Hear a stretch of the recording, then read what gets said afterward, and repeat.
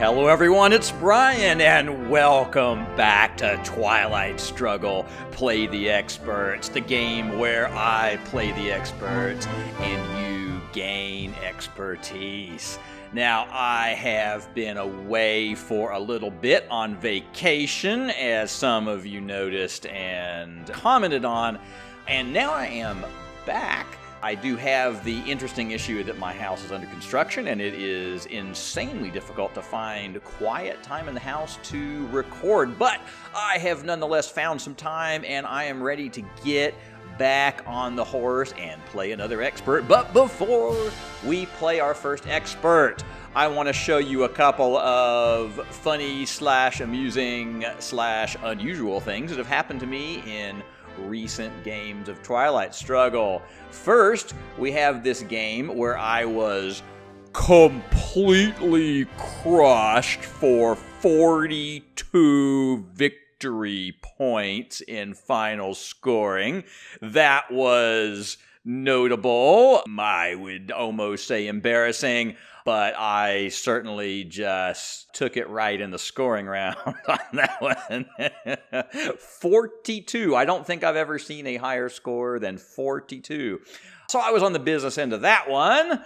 On the other hand, this is what I like to call Holy Italian Redoubt Batman. I was playing the United States side in this game, and it's a good thing that Italy was Italy, because that was the only way I made it through the game.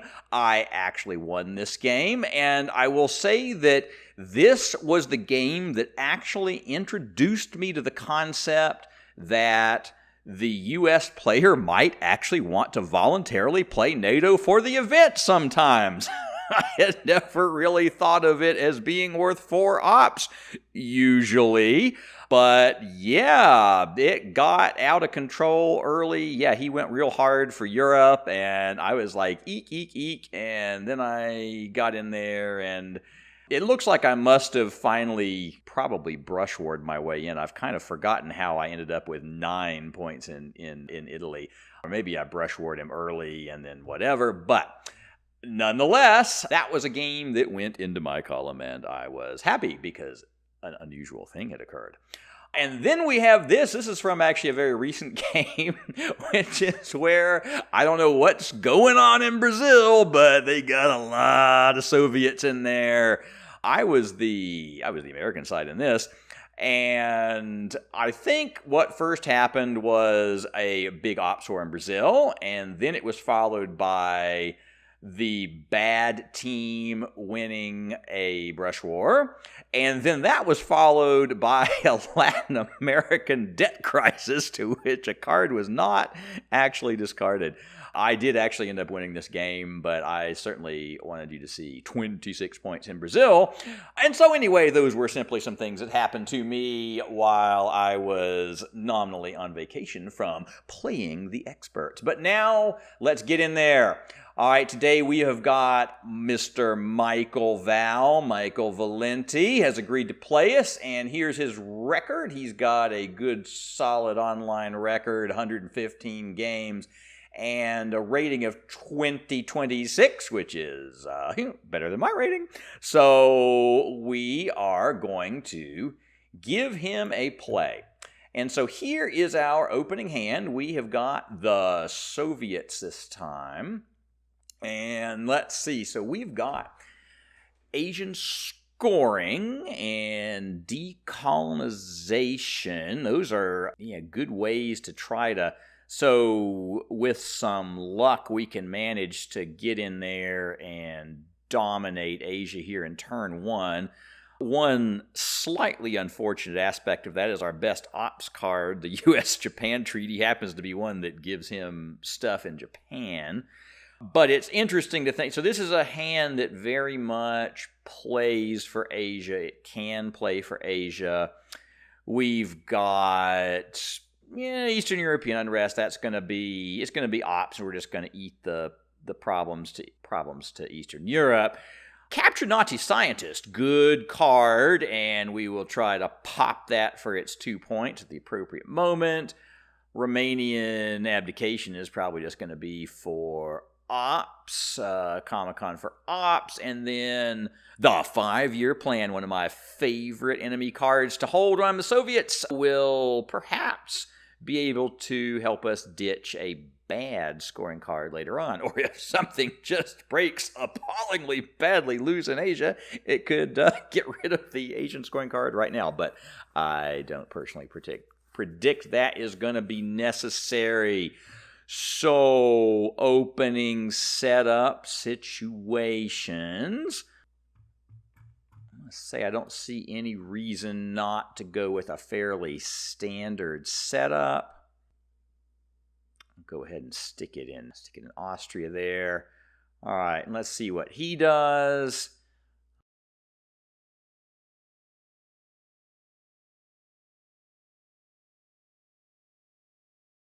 He has gone with the 4-2 strategy, so he is protected.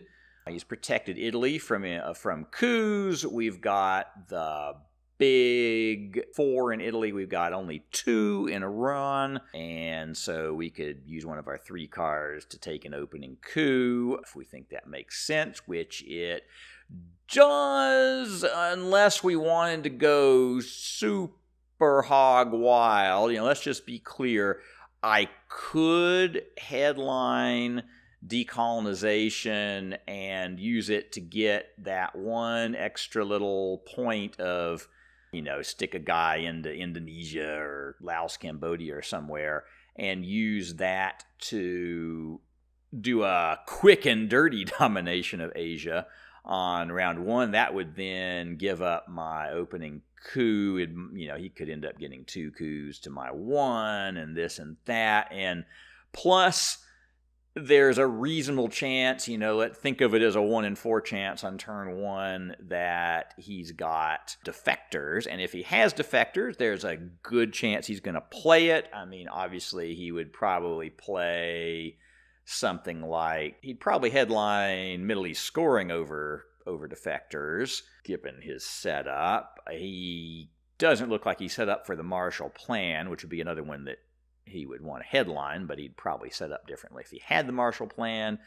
So, we could do that, but if it fails, it really fails hard, plus it kind of opens up coup opportunity. It's maybe it would make our proper use of decolonization to occupy Africa a little bit more difficult to do. But anyway, that's there as it's a thing that one can do. And, I can imagine there might be certain hands and setups and things where I might go for that. But I would much rather go for something like that if I had Vietnam revolts. That would be a good headline anyway. If he defectors it, then he defectors it, and I just move on to other plans. But not gonna headline decolonization. I think I'm gonna go ahead and headline captured Nazi scientists, because that's one I know I want to play for the event. Might as well get it played early. If it gets defectored, then it's sad, but it's not crushingly sad. Because other than that, I don't honestly have a lot of great headlines. I could just give up on the Asia card in sense of, just headline it for presumably 1 victory point for North Korea and let that be that if I was just desperate to, desperately worried that somehow the U.S. were going to score it or I had terrible cards to play for Asia. But I feel like we want to be a little more ambitious than that. So I think what we're going to do is headline captured Nazi scientist. All right, so there is the Middle East scoring. There was absolutely nothing we could do about it. So we get our 2 points, but he gets his 4, and the Middle East has been scored. That is arguably the best American headline in a game where there's a handicap. Some would argue that Marshall Plan is actually better depending on your hand, because you can set it up in a way that there's no way the Soviets could possibly just headline European scoring to get rid of it without getting dominated. So maybe Marshall Plan, but in any event, Marshall Plan or Middle East are Yeah, he got a good one. He headlined it, and the only thing we could really have quote unquote done about it is if we had headlined Nasser. But we didn't have it, so we just get to eat the 4 points of stuff. So then there is the matter of what to do now and what card to do it with. I think there's no reason not to take an opening coup, since we are going to be playing for Asia. An opening coup in Iran is going to hopefully get us set up near Iran and get him not set up near Pakistan or Afghanistan, get him way, way, way away from there. And it's a solid general opening move for the Soviets. So then there's a question of which card. Well, not US-Japan, even though it's a 4, because we don't want to give him Japan while we're trying to see if we can squeak out a domination of Asia. European unrest, there's no reason to do that yet when we've got Comic-Con. So we're going to use Comic-Con. We're going to take a coup, hope to roll high. And we roll high. Yes, we have been blessed with a 6. And so we go to nice, strong places in the Middle East, if only it hadn't already been scored. And let's see what he has for us. He has got a big, fat NATOing, a big, firm NATOing. And he is going to, he is claiming Europe, claiming he is ready to possibly score that dominationally also. We have a quick look at our hand and discover that there is precious little we can really do about that. Assuming he has even remotely decent ops, then we can't really fight him for it. So maybe we can dominate Asia and he's going to dominate Europe. That's a possibility, or maybe he's just claiming it and he's not going to dominate it yet, and we'll get some counterplay later. But that play certainly said that was aggressively going ahead and getting a hold of Europe. He also put one next to Thailand. Not as many things we can do about that. Now, if we just go into Pakistan next, then that would invite him to counter coup in Pakistan.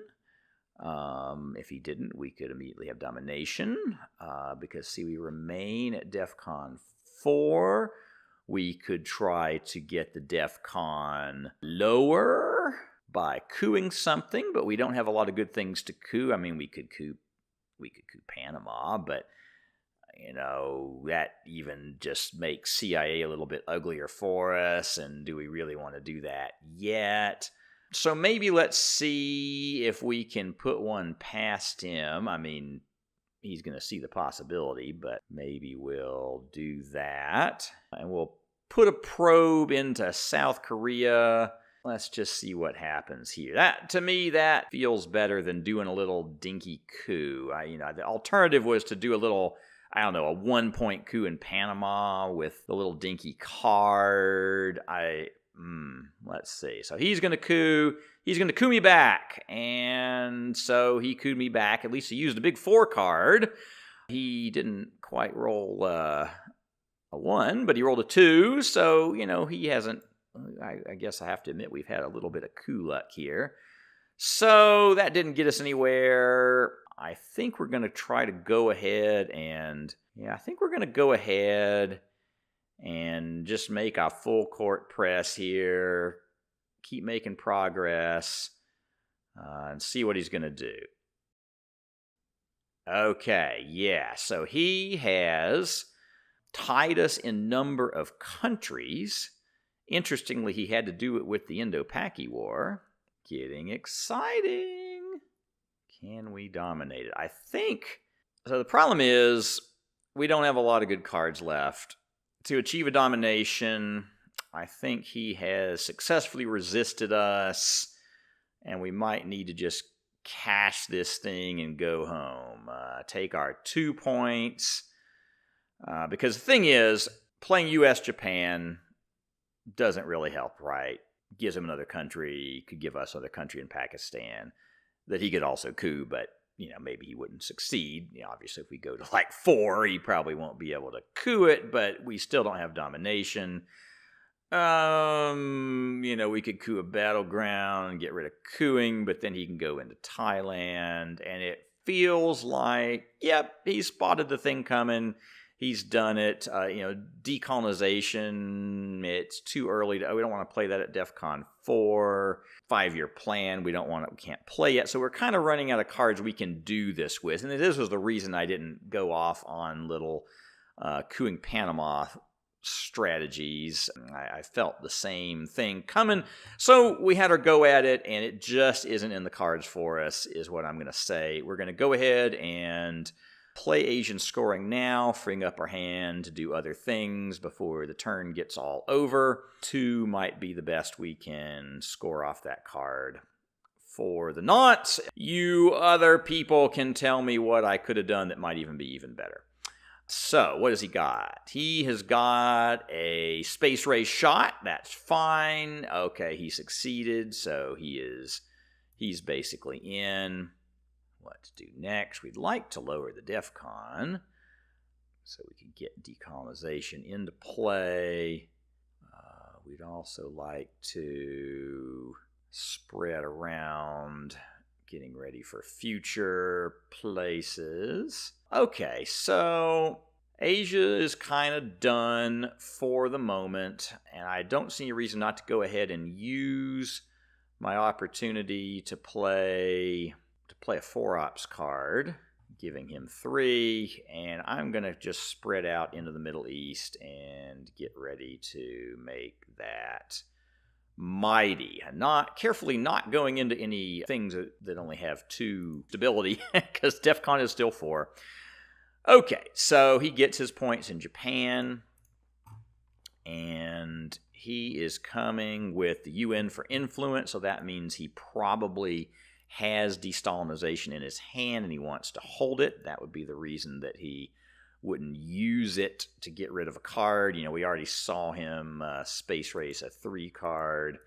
So I'm suspecting he's holding destalinization, so we won't be seeing that for a very long time unless we get going on a blockade or something. I'm starting to think he's not holding the Europe card because he's had chances to cash that for 5 points yet. Guess I'm gonna, at this point, I don't have a good coup in the sense of a DEF CON lowering coup, and I'd rather the DEF CON actually ended at 4 than at 3, because if it then goes to 5, I'll get more coups than him, and that I don't want it to end at 3 because then I only get 1 coup, but he'll get a coup also. So I think I'm going to do just going to expend this guy to get 1 military op. I'm going to do a coup with remaining abdication in Malaysia. If I roll high, it could help me a little bit, or, knock him down a little bit, but I'm going to get my 1 military op, essentially I'm getting an op for a point just to make sure I can safely have the DEF CON end at 5. Because I think the Soviets would rather have, in general on turn 1 and turn 2, would rather have the DEF CON end at either 2 or 4, or 5, but not 3, because 3 opens up the exact number of of DEF CON coups that let the Americans have a coup with me. They give the Americans coup parity to me. And I don't want that. All right, so he is Marshall planning for influence. He is so confident of his, ownership of Europe that he feels like he doesn't, he can use half of it in Egypt he's going to, outrun Nasser. And he wants to get France up to 5, which means there really is nothing I can do to it, even if I get de Gaulle or if I get Suez Crisis. Neither one would be enough to break control and give me a, action round 1 play into France. So that, which is a very sanked strategy move for France, for the U.S. is to get France up to 5 as quickly as possible. Now it is, Fortress Francia, and it is going to be hard for us to break in. So he is investing heavily into the remaining scorecard, which is Europe, and we just haven't had any good opportunities to get going in Europe, and so we have not gotten going in Europe.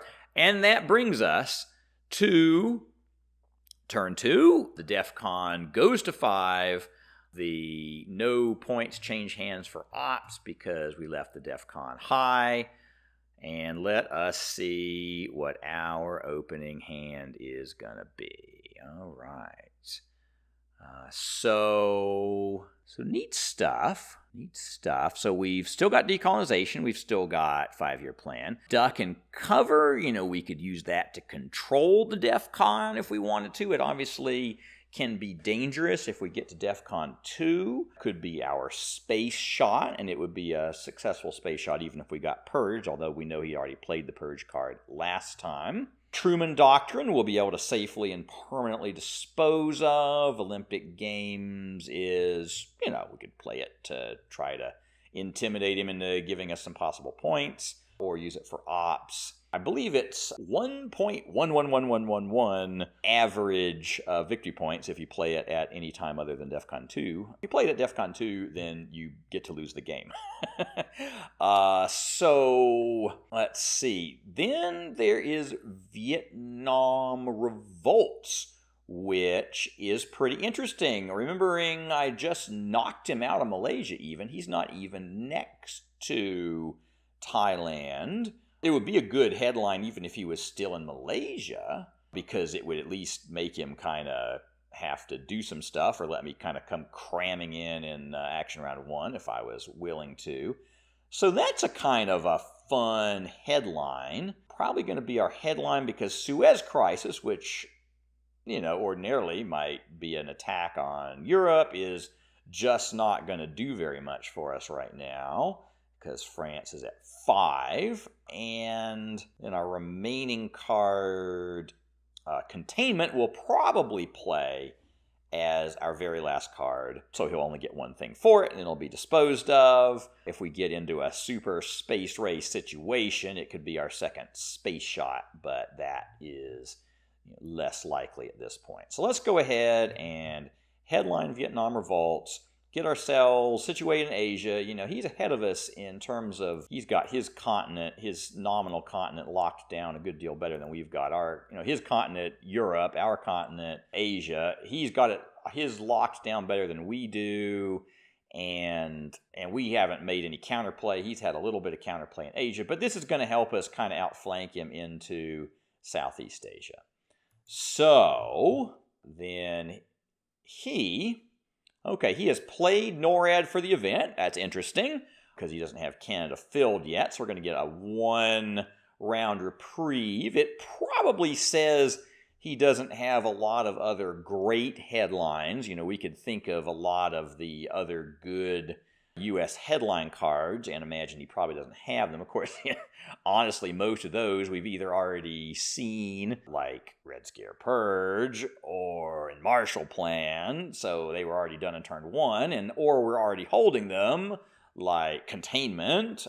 So, we can draw some conclusions about what he might be holding, because NORAD it's not a totally unusual headline, but, 3 ops for what's kind of a opportunity for something may be good to happen. There's often better headlines, let's put it that way. Like, I would probably headline Olympic Games before I would headline NORAD in most situations as the U.S. But it says something about what his possible strategy is, and now that he's got it, we are going to have to deal with it, and we're going to have to pray for Quagmire to be an early and definite one. Okay. So, what to do next? One option we could do, if we want to get Duck and Cover out of our hand and use it for ops, playing it right now for ops would only give him 1 point. So that's sometimes, you do that, and then you resolve event first, he gets 1, then you take a coup in, say, Egypt, or Panama, but in this case, probably Egypt. And then the DEF CON goes all the way to 3, and, that's not bad. It kind of renders Nasser irrelevant, does give him a point, but he can't do any coups in Asia. So especially if we were holding the Asian scoring card, or if this was turn 1, and we had just headlined Vietnam revolts, and so Asia was still coming, and we wanted to get quickly expanding and not have him trying to coup back in Vietnam and all those awkward things that can happen. We could immediately take a coup in Iran with a resolve this first, duck and cover. By the way, remember to do resolve this first, otherwise it won't resolve it first, and it'll cost you 2 points instead of 1 point for exactly the same thing, and you will feel stupid. I have done that actually more times than I care to count. I did it a couple of weeks ago, and I was just like, it's just a facepalm moment. But I feel like with Asia already kind of out of the bag a little bit, is that what I want to do? All right, well, he's going to get a coup back. So, I just said, I was hoping to get 2 coups out of DEFCON 5, but I also like to get duck and cover out of my hand and get my Asia safe. And I guess I'm going to go ahead and do it. So, tell me I'm an idiot, but duck and cover, resolve this event first. There's his 1 point, and a coup in Egypt to see what we get. And we roll a 3, so we've knocked him out of Egypt, so that's a setback for him. Right. Oh, interestingly, he has not cooed. Not cooed. He has decided it is better to play that for influence. So nuclear test ban for influence.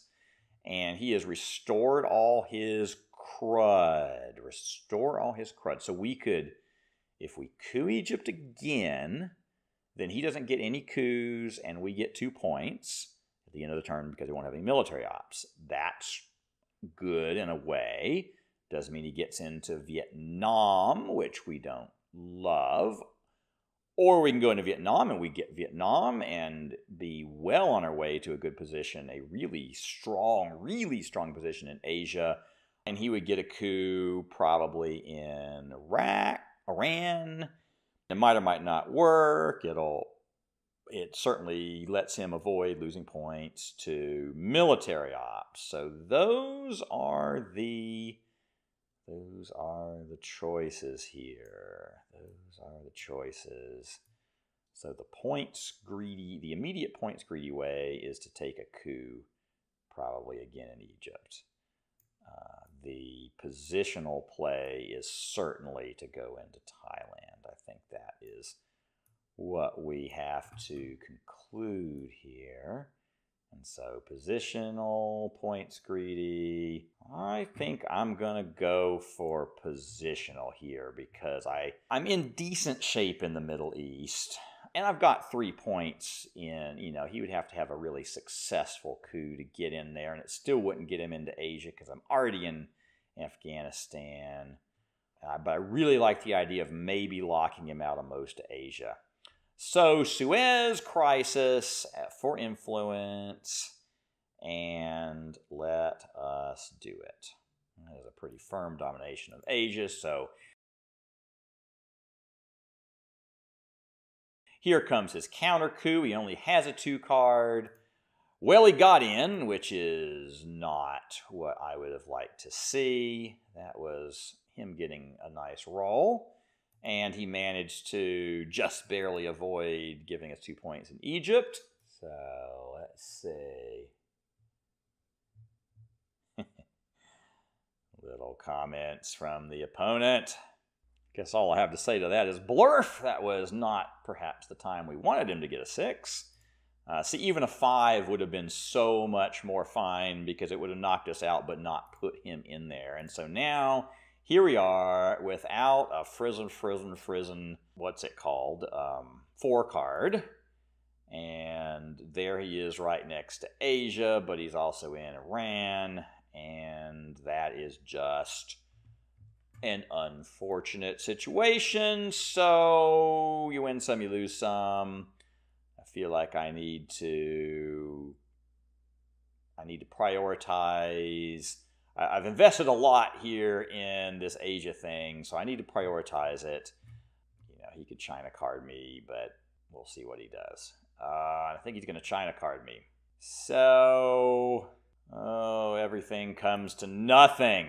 Everything comes to nothing. Well, he's a good player. He has anticipated things I could have been doing, and he has at every turn, crush them, even while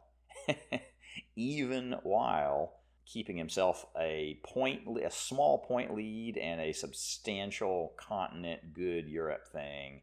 So he is just poking through into Pakistan. So what to do next? Well, we've reached DEFCON 2, so we could play decolonization, but then he's going to take India from us. The only card I can put into India that would, protect our Asian domination is containment, which actually helps him for then 3 rounds, because 5-year plan isn't playable in that context. So decolonization or containment. I'm going to go with containment. I don't feel great about this turn, but I feel like I made a plan. I'm trying to hold the plan together, and that's to come out with a domination of Asia. So what has he got for us? So he's got a special relationship. He's playing it for 3 influence since he can. So there he gets some influence in various places that he obviously wants influence, but nothing that is grotesque or shocking in any way. All right. So Asia dominated for now. I think it is finally time that we can safely, it's DEFCON 2, and nothing terrible will happen if we play decolonization. And since we don't need to go into Thailand, I'm going to go ahead and put a point into Indonesia to kind of keep my country count high in Asia, so that positionally speaking, we're in really good Asian shape. Asia is our bastion. Asia is where we're making our investments. So we hope they don't have a giant market crash, fall in love with capitalism too soon. Okay, so what have we got from him? We've got a 2-point Nasser going to space. Well, that's interesting. Gives him a space shot, which, good for him. But it does mean that we could end up having Nasser come back later in the mid-war, after Sadat at an awkward time for him. I'm not totally disappointed to see Nasser go to space, once he's already got to in Egypt anyway. So I think we need to just dispose of the Truman Doctrine in some way, place influence, and why don't we go somewhere that he could otherwise get involved in? So let's fill up Algeria. That blocks him out, looking for places to screw with him, and there it is. All right. So he is going to take our guy out of Finland. Nothing to be done about that, but at least that event is gone and done. And he is playing Cambridge 5, so he probably doesn't have any scoring cards. And he is going to, yes, keep using the horrible containment that we gave him. And so we will see if giving 3 ops was worth maintaining, for now at least, our domination of Asia. All right, so that brings us to turn 3. Let us see what our hand is. Okay, so we got Europe, and that is good. We got the CIA, we got the blockade, we got the Marshall Plan back. All right, so at this point, it is time for your homework. What shall we headline? And why shall we headline it? And what should our plan be for this turn? Or should it be Plan B? I'd like to hear your thoughts on the CIA, and with respect to getting rid of Europe with 5-year plan and so forth, and also any thoughts you have on, do you think that first 2 turns would have come out any better if I'd played a different way, or was that the most efficient use of the resources? What would you have done? Do a little backseat quarterbacking for me and tell me in comments, and we'll see you next time on Twilight Struggle. Play the experts.